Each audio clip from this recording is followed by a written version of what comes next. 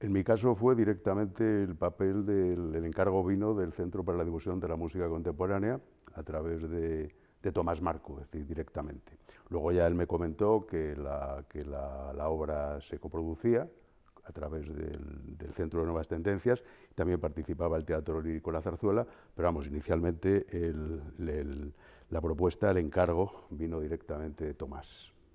Es evidente que para todos nosotros la ópera era más que nada una cuestión que había permanecido en el tiempo, una especie de burbuja, en el caso español, en el siglo XX había muy poca producción y no cabe duda que la aparición en escena de la ópera Q de Luis de Pablo supuso realmente un engarce o una renovación o una vuelta a un proyecto operístico que era prácticamente inexistente hasta esos momentos. Había algunas cuestiones, como por ejemplo lo de la Selene de Tomás Marco, luego estaba lo que yo conocía de las óperas contemporáneas del siglo XX, el caso de Penderecki, los trabajos de Ligeti, etc. Pero realmente en España partíamos de una expectativa apasionante, que era empezar a hacer algo nuevo, resoldando, o volviendo a soldar, con una tradición que estaba literalmente perdida en el siglo XX. Es un tema apasionante. Efectivamente, como bien comentas, teníamos libertad absoluta para coger tema, incluso para escoger libretista. Cuando yo recibí el encargo, pues excuso decirte que bueno, pues se amontonaban en una carpeta cantidad de proyectos, cantidad de ideas sobre las que yo tenía previsto trabajar escénicamente, pero finalmente el tema de escoger la órbita o el personaje o el mundo de San Juan de la Cruz del siglo XVI español viene dado por una serie de factores que sin duda son apasionantes. Yo siempre he dicho que el tema más que escogido fue acogido. La génesis de escoger el tema este reside en el hecho de que yo, cuando recibí el encargo, estaba trabajando en la composición de La Cruz, el Ciprés y la Estrella, que es una obra que fue un encargo de las Semanas de Música Religiosa de Cuenca, que se estrenó en 1900, creo que fue en el 89 o el 90. Yo solía retirarme a un monasterio que estaba en Galicia, un monasterio benedictino, pero como andaba con prisa y buscaba un sitio cerca de Madrid, pues encontré casualmente un monasterio donde me acogieron con los brazos abiertos. El monasterio de Elenar se llamaba, está entre las provincias de Segovia y Valladolid, en una zona de pinares, muy aislado, era lo que yo buscaba. Y allí me planté, mejor dicho, con la partitura a medio componer de La Cruz, el Ciprés y la Estrella.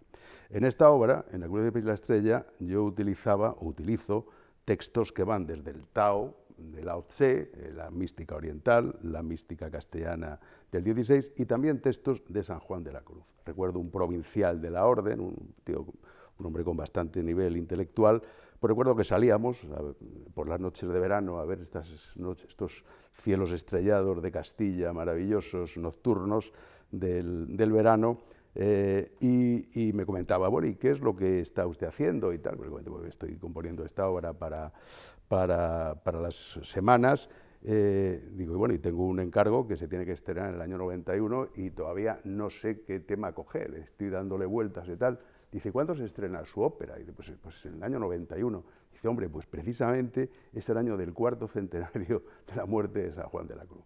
Es decir, había una tal concatenación de elementos casi casuales que están entre la magia y la casualidad, que realmente hicieron que me decantara por aquello. A partir de aquel momento pedí al bibliotecario que me trajera la máxima cantidad de libros que tuviera sobre el asunto y los días restantes los pasé componiendo La Cruz de la Estrella y leyendo bastantes textos que fueron acumulándose en una carpeta gigantesca con todo lo que tenía para empezar a pensar en el libreto, la estructura, la idea que tenía de la ópera, etcétera, etcétera, etcétera. A partir de ese momento, como teníamos la opción de elegir libretista, pues yo le comentaba esto a mi amigo José Luis García del Busto y le dije, oye, pues, ¿quién piensas tú que podía trabajar en el libreto? Y me dijo, pues Clara Janés es una persona ideal para esto. Me puse en contacto con Clara Janés aceptó encantada la propuesta Y ese fue el motivo de que la ópera naciera, es decir, tanto la idea previamente concebida como el libreto. Yo había trabajado ya el tema de la escena, pero sin texto, con un ballet que había estrenado en el año 86, que se llama Transit, que también se estrenó, por cierto, en la Sala Olimpia. Fue una primera aproximación a lo escénico, pero en este caso sin texto. En el sentido opuesto, sí hay obras en las cuales, si bien es cierto que no son representables, sí el elemento textual tiene mucha importancia. Es el caso de una obra como Me recuerdas tanto y nada, para soprano y conjunto instrumental, que tiene una componente teatral y dramática importante, y sobre todo Swann. Swann es una obra que tiene un engarce clarísimo con lo representable, es decir, de hecho está compuesta con la idea de que se haga en concierto y que se pueda representar.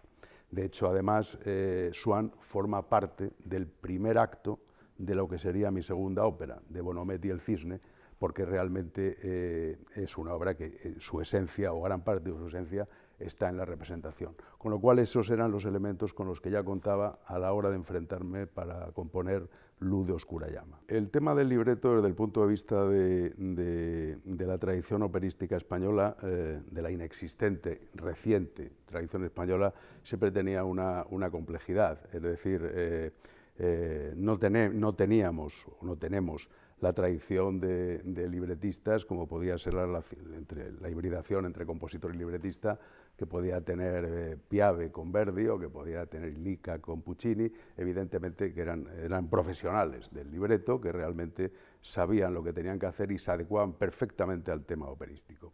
Yo ya contaba con que evidentemente Clara Janés es una poeta, una gran poeta, y evidentemente me interesó más su visión lírica, su visión poética, que su visión puramente dramática. Ante esto, lógicamente, el libreto, que es un libreto estupendo, tenía el gran problema que siempre hay con los libretos, en el caso de los compositores, que es la excesiva cantidad de texto.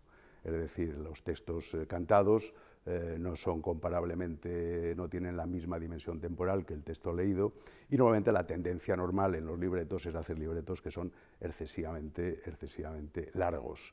Entonces, claro, ahí lógicamente las conversaciones entre Clara y yo pues estaban siempre determinadas en tratar de aligerar el texto, porque si no la ópera pues podría haber durado perfectamente 4 o 5 horas. Entonces había incluso un intermedio escénico en el que yo pensé siempre con mucho cariño y hubo que suprimir porque realmente ya era un tiempo excesivo. La ópera tiene una duración importante y lógicamente había que aligerar texto. Y era musical, evidentemente, claro, esa idea que yo tenía de ese lirismo y de esos momentos de una belleza sublimada en la cual estuviera la sensualidad, tuviera un sentido de refinamiento estético, es una cuestión que a mí me interesaba muchísimo, ¿no? Pues fue estupenda, vamos, es decir, siempre se trabajó, nos reuníamos mucho, hablábamos mucho, ella me iba mandando los textos, yo iba componiendo, nos reuníamos, veíamos cuestiones que podían, digamos, cambiarse, mejorarse, incluso a lo mejor tener que cortarse un poco, pero bueno, era una relación fluida, como es lógico. Creo recordar que hicimos audiciones para varios de los cantantes, y bueno, fue bien, con las lógicos problemas que puede tener el hecho de tener que elegir o decir que no a un cantante, etcétera, etcétera. Pero vamos, el reparto se eligió de esta manera y yo quedé francamente contento. De hecho, además, en la ópera pues tuvieron, digamos, una especie de, no bautismo de fuego, porque ya habían trabajado, pero en Luz de oscura llama pues participó Carlos Álvarez en el papel de Prior Lego, o en el caso de Las tentaciones, que es un momento onírico del tercer acto, las tentaciones de la carne, de la belleza, de la perfección y de la inteligencia, pues el papel lo hizo Nancy Herrera. Es decir, hablamos de cantantes que después han hecho una carrera enormemente importante. Junto a ello hubo cantantes realmente de valía, Lola Arenas, Joan Cabero, que hacía el papel de San Juan, Manuel Lanza, en fin. Realmente es un cartel de cantantes del cual pues, yo quedé francamente contento. La orquesta me interesó mucho, era una orquesta relativamente pequeña, pero a la cual creo que saqué el máximo de posibilidades. Estábamos hablando de tres vientos madera, era flauta, oboe, clarinete, todos doblando, tres vientos, tres metales, trompa, trompeta, trombón, había 2 percusionistas, un pianista que tenía que tocar varios instrumentos, un guitarrista, la persona que se ocupaba de la electroacústica, que la cinta formaba parte de... Entonces no estaba lo digital, se ponía en marcha por medios analógicos, y finalmente un conjunto de cuerda que, si no recuerdo mal, tenía 3 violines, 2 violas, 2 violonchelos y un contrabajo. Es decir, una plantilla de cámara ampliada, de la cual pues, me complací mucho en trabajarla al máximo para conseguir pues, lo que realmente me interesaba, ¿no? Una obra que fuera hermosa desde el punto de vista acústico, sonoro y de un cierto refinamiento en el sonido. Y en lo que respecta a la dirección musical, pues bueno, el contar con José Ramón Encinar pues fue algo perfecto para mí. José Ramón había estrenado la primera obra mía que se estrenó en toda mi vida, la estrenó él, es decir, que fue cuando yo que estuve en aquellas tribunas de compositores de la Fundación Juan March. Era la primera vez que se ponía una obra mía en los atriles, el concierto para violonchelo y orquesta de cámara, y lo estrenó José Ramón Encinar. Me placía mucho el hecho de que ante mi primera ópera pues fuese José Ramón quien la dirigiera, que por supuesto no vamos a descubrir la competencia de José Ramón a la hora de dirigir, a la hora de entender. Ya había hecho música mía, por tanto, con lo cual, evidentemente, pues el trabajo fue estupendo desde ese punto de vista. La dirección escénica fue hecha por Juanjo Granda, la escenografía fue hecha por Simón Suárez, que ya tenía bastante experiencia en algunas óperas anteriores. Fue un trabajo también, evidentemente, con sus cambios de opinión, con sus idas, venidas, etc. El problema que tiene siempre una ópera, cuando realmente la has gestado, tienes las ideas bastante claras sobre ella y realmente pues tienes que conciliar, lógicamente, con terceras personas. Pero vamos, la escenografía y la dirección de escena fueron muy hermosas, es decir, yo quedé finalmente contento. Pienso que en alguna medida sí, es decir, no deja de ser sintomático que todos los compositores, salvo el caso que acabas de citar, fuéramos todos nacidos en la década de los 50. Digamos que es la generación que empieza a componer, digamos, públicamente en los 80, que tiene un sesgo diferente de la generación anterior, de la que nos había precedido, y que de alguna forma se pretende dar carta de naturaleza a una serie de compositores que pienso que según pase el tiempo se hará, digamos, una visión histórica de la música con esta música generada a partir de los 80, que da un sesgo diferente de lo anterior y también de lo que viene después. Es decir, hubo unos previos realmente importantes. Realmente la cobertura mediática fue grande para la época, sorprendente. Hoy día no se puede uno ni imaginar ni hacer idea de lo que fue aquello en relación con la situación en la que vivimos ahora. Yo te diría, las 5 representaciones en la Olimpia estaban llenas, absolutamente todas las representaciones. Puedo decir que del mundo musical, en mi recuerdo, pues asistió todo el mundo que yo pudiera conocer, y aún más, y también de lejos del mundo musical. Y en lo que respecta a las críticas, pues como es lógico, pues básicamente fueron buenas. Es decir, evidentemente, yo comprendo la actitud del crítico cuando tiene que enfrentarse, escuchando una única vez, una ópera que no ha escuchado nunca, que es una ópera que tiene una duración determinada, es decir, que estamos hablando de una ópera que dura más de 2 horas, que son 3 actos y un prólogo, y que realmente tiene que escribir sobre esto. En general fueron críticas buenas, elogiosas, alguna hubo levemente malintencionada, que no tenía que ver nada con la música, y alguna otra recuerdo que, bueno, que entra en el terreno de lo anecdótico. Pues curiosamente sí, se generó un público. Yo me sorprendo, ahora recordando todo esto después de casi 30 años, me sorprendo, como te comento, recordando la sala llena en las 5 representaciones, es decir, pero realmente a rebosar. Hubo un interés por la creación contemporánea escénica como realmente no ha habido nunca y creo que no ha vuelto a haber después. Se empezó a generar una especie de hábito, de esa especie de estreno anual, previamente bien cubierto desde el punto de vista mediático, que eso es un tema clave. Evidentemente, si el elemento mediático no existe, y máxime en estos momentos, pues realmente las posibilidades de supervivencia son mucho menores.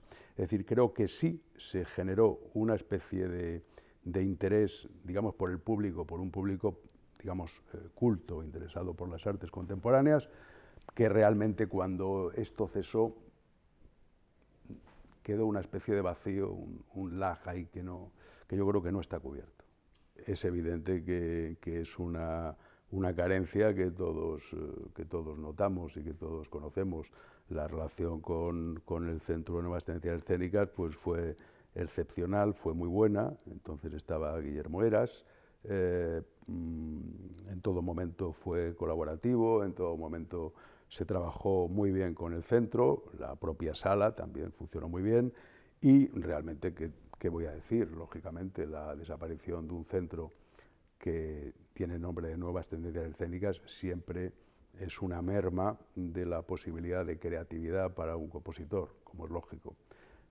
Sería lógicamente deseable que de alguna forma pudiese retomarse algo similar. No, porque realmente tanto el teatro como música doy, que no conozco mucho, realmente van por otros derroteros, concilian el repertorio con determinadas pinceladas de ópera actual, proveniente de distintas vías, de distintos medios, de distintos intereses. En fin, no creo que haya sido ni reemplazado ni que lo que exista tenga mucho que ver, sin quitar, lógicamente, el valor de las cosas buenas que ambas pueden tener. Todo lo que sea que una institución como el Teatro Real se abra a compositores actuales y encima, con más razón, compositores españoles, como debe ser de alguna manera su obligación, pues es algo positivo. Evidentemente hay de todo, no entraremos en la cuestión de los gustos particulares o de las visiones que cada cual puede tener sobre lo escénico, pero es evidente que, bueno, es una labor que sería muy deseable que el Teatro Real siguiese realizando, por supuesto. Mi segunda ópera tuvo lugar ya en el 2003 y obedece a un encargo con motivo de un monográfico que se me hizo en el Festival de Alicante. En ese año coincidía con el 50 aniversario mío. Y entonces vi la forma perfecta de escribir una obra escénica nueva, que sería la segunda ópera, que es Bonomet y el Cisne. Bonomet y el Cisne es una ópera, tiene menos efectivos que Ludio Oscurayama, y en ella, como ya he comentado anteriormente, utilizo como primer acto, tiene dos actos, como primer acto Swann, que era una obra preexistente, como te comenté, siempre tenía una vocación claramente escénica, mientras que el segundo acto, que es más extenso, más convencional desde el punto de vista operístico, se llama La Aparición, y realmente convergieron en lo que sería la segunda ópera. La ópera fue estrenada en versión escénica por determinadas cuestiones, luego ya después se hizo ya en versión, no sé si he dicho antes escénica, en versión concierto, se estrenó por razones presupuestarias, etcétera. Luego ya en versión escénica completa se hizo en el Teatro de la Abadía unos años después. Hay un proyecto de una tercera ópera basada en textos de Álvaro Cunqueiro sobre las crónicas del Sochantre, una novelita exquisita de Cunqueiro, para la cual incluso pues, su hijo me cedió los derechos para poder hacer una ópera sobre ella, pero realmente hasta el momento no he conseguido la posibilidad de tener la más mínima certeza de que la ópera se estrene en condiciones. Y me temo que esta ópera, Las Crónicas del Sochantre, pues se va a quedar por lo menos siendo optimistas, en un largo paréntesis, ¿no? Porque es un proyecto que llevo acariciando mucho tiempo, he trabajado bastante sobre el libreto, pero bueno, realmente el tiempo, ya no tengo 30 años y evidentemente no quisiera pasarme los 3 o 4 próximos en una ópera que se quede en el cajón. Pues pienso que la escena, la música escénica o la música operística en el siglo XXI está tan abierta como podía estarlo en el XX o podía estarlo en el XIX.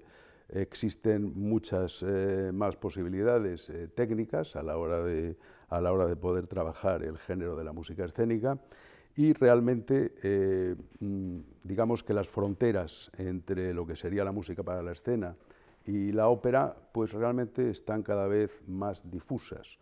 Sí pienso que existen diferencias bastante claras y que ambas pueden convivir. De hecho, como te comentaba, en Bonomet y el Cisne, Swan es una obra que entraría, lo que sería el primer acto de Bonomet y el Cisne, entraría perfectamente dentro del teatro musical, y la aparición en el segundo acto es una ópera en el sentido más convencional, más dramático, con un texto más elaborado para ser cantado operísticamente.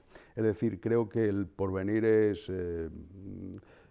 tiene la única limitación que pueda tener la limitación del compositor que se enfrente a él.